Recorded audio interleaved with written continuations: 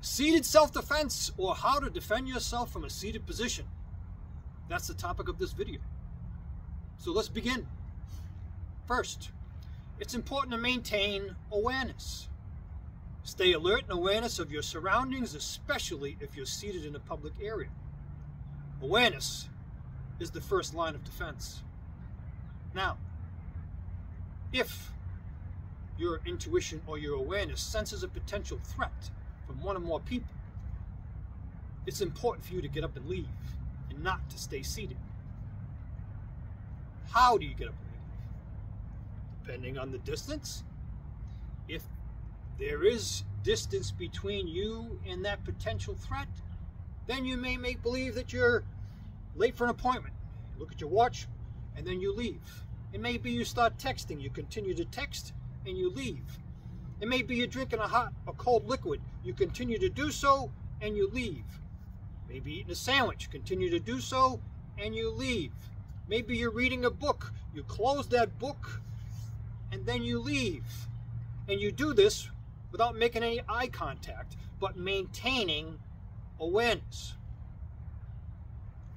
Again, it depends on distance.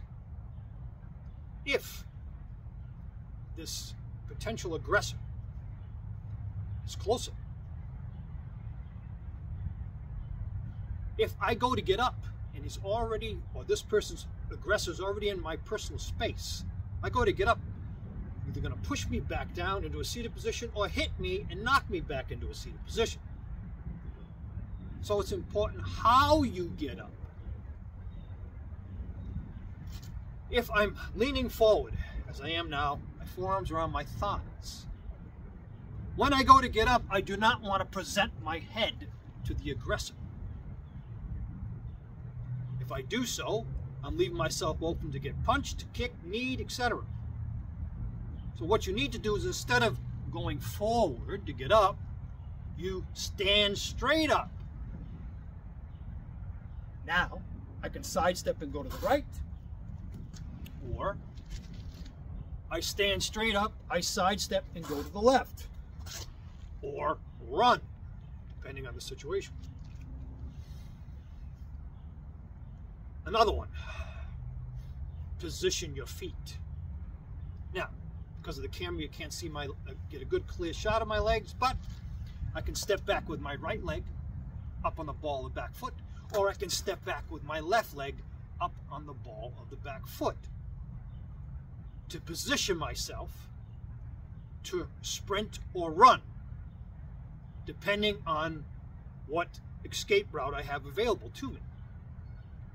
It also sets me up, if I'm stepping back with my right leg, I'm up on the ball of the back foot.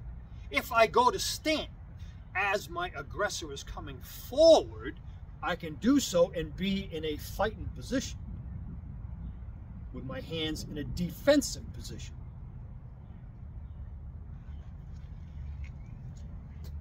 Next,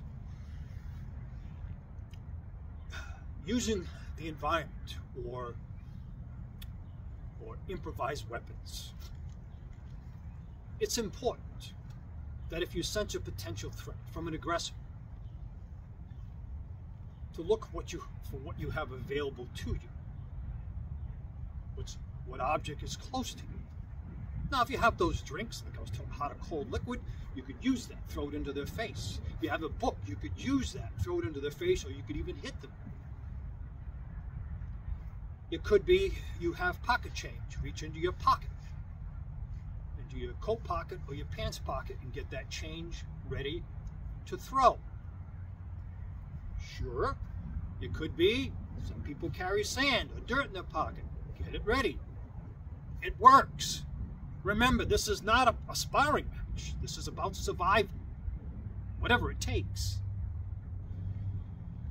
So you have that to distract and then to follow up. Now, if I have an EDC, an everyday carry, what is that? Do I have pepper gas? Do I have a pen? Do I have a mini flashlight? Do I have a pocket knife? You got to start getting this ready, your EDC ready as well, if you have the time. So I may distract and then use my EDC. If I don't have an EDC, or in addition to my EDC, now comes the physical defense techniques. For physical defense techniques, if I'm leaning back, I do have my hands, of course, but I have my legs here to use defensively, and I have front kicks. I can go front kick to the groin, I can go front kick to the solar plexus, I could go front kick to the face, depending on your flexibility. I could front kick them in the groin, they buckle, the head comes forward, then I could kick them in the face. I have my oblique kicks. I could oblique kick the shin. I could oblique stomp kick that knee. I could oblique stomp the inside of their thigh to buckle that leg. You have that. Again, I could give you more, but you don't need more. You just need a few, that you need a few of these tools to practice regularly. As a combination, I could front kick that groin and then oblique stomp kick that knee and escape. I could oblique stomp kick that knee and then front kick that groin and escape. There are a lot of combinations I could give you. But practice. See what you come up with. And then practice it regularly. Now, hands. As I said, I have my hands. If they're in close, well, it's going to be the same as if I'm standing up practicing self-defense. If my opponent is close to me, then I can attack the eyes. I can attack the throat in a life or death situation. I can attack the ears. I can strike the nose. I can grab the head and get head control. I can strike the groin. Strike the sides of the neck. The ears.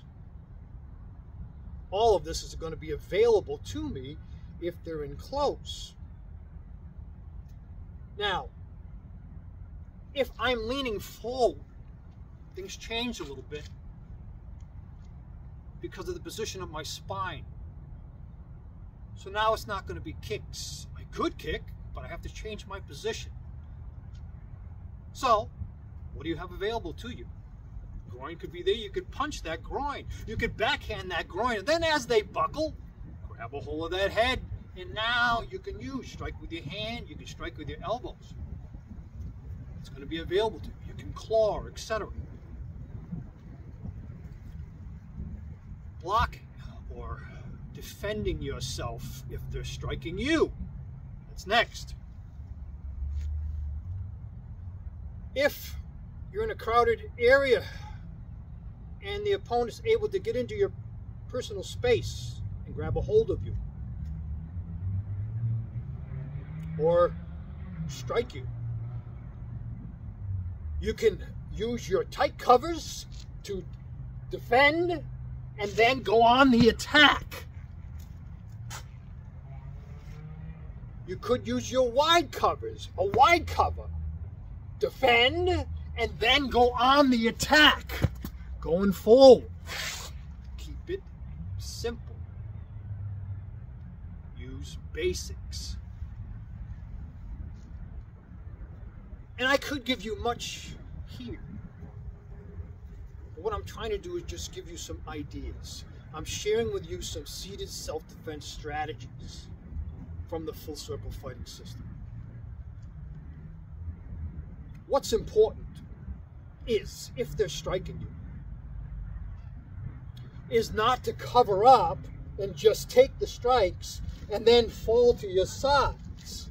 Because what's going to happen is they're just going to stop pounding on you or could pull out a blade. You don't know how it's going to escalate. So, defend and attack. And continue to attack. Because remember, the goal of self-defense is to protect yourself and escape from harm.